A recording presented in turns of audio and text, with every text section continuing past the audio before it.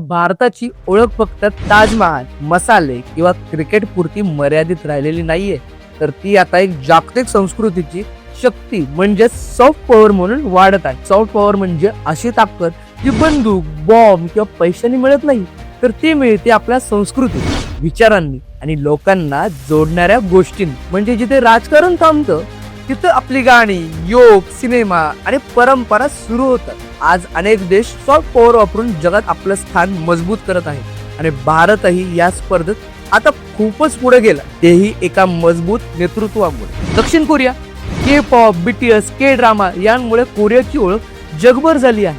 त्यांनी आपली संस्कृती फक्त देशात ठेवली नाही, तर ती जगाला दाखवली. अमेरिका हॉलिवूडचे सिनेमे, युट्यूब आणि तिथलं शिक्षण सगळं जग त्यांच्याकडे आकर्षित होतं. जपान अॅनिमे, सुशी आणि पिकाचू हे त्यांच्या सॉफ्ट पॉवरचे ब्रँड झाले आहे. आणि आता भारत सॉफ्ट पॉवरची नवीन ताकद म्हणून जगात नाव कमवत आहे.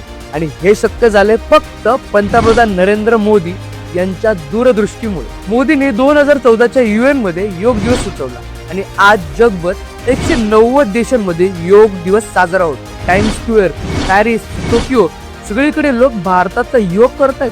योग म्हणजे केवळ व्यायाम नाही, ही आहे भारताची जगासाठी दिलेली शांतीची भेट.